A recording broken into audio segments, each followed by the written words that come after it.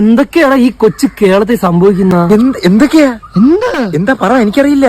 കൊച്ചിയിൽ കൈക്കൂലി വാങ്ങുന്നതിനിടെ പഞ്ചായത്ത് ഉദ്യോഗസ്ഥൻ വിജിലൻസിന്റെ പിടിയിലായി.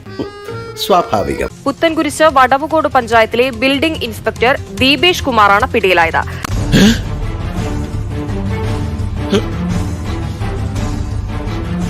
$5 ലക്ഷം കൈക്കൂലി വാങ്ങുന്നതിനിടെയാണ് വിജിലൻസിന്റെ പിടിവീണത്. തോലുരിഞ്ഞു വന്ന് കേട്ടിട്ടുണ്ട്, ഇപ്പൊ അനുഭവിക്കുകയാണ്. ഇന്ന് രാത്രിയോടുകൂടിയാണ് വിജിലൻസ് കെണിയൊരുക്കി ഇയാളെ പിടികൂടിയത്. സാധാരണഗതിയിൽ ആർക്കും വിശ്വസിക്കാൻ കഴിയില്ല, പക്ഷേ ഈ കഥ നീങ്ങുന്നത് വേറൊരു ട്രാക്കിലാണ്. അതായത് ഗോഡൌണിന് നമ്പർ ഇട്ട് നൽകുന്നതിനാണ് ഇയാൾ കൈക്കൂലി ആവശ്യപ്പെട്ടത്. ഇയാൾ ചോദിച്ചത് 20 ലക്ഷം രൂപയാണ്. അതിൽ 10 ലക്ഷം രൂപ ഇയാൾ ചെക്കായിട്ട് കൈപ്പ് ചെയ്യുന്നു. അതിനുശേഷം ഈ 5 ലക്ഷം രൂപ കൈക്കൂലി വാങ്ങുന്നതിനിടയിലാണ് വിജിലൻസ് പിടികൂടുന്നത്.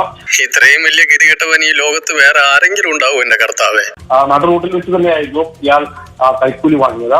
ഉടൻ തന്നെ വിജിലൻസ് ഇയാളെ പിടികൂടുകയായിരുന്നു. ബുദ്ധിക്ക് ചെറിയ തകരാറുണ്ടോ എന്ന് സംശയം. സ്വാഭാവികമായിട്ടും ഇയാളെ മുൻപ് ഇരുന്നിട്ടുള്ള ഓഫീസുകളിലടക്കം വിശദമായ രീതിയിൽ അക്കാര്യങ്ങളടക്കം പരിശോധന ഉണ്ടാകുമെന്നാണ് വിജിലൻസ് ഉദ്യോഗസ്ഥർ പറഞ്ഞിട്ടുള്ളത്.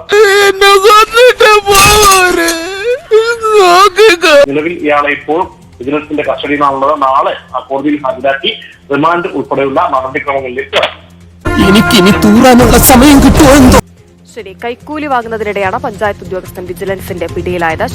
എല്ലാവർക്കും സന്തോഷമായല്ലോ. എനിക്ക് സന്തോഷമായി. എല്ലാവർക്കും പിരിഞ്ഞു പോവാം.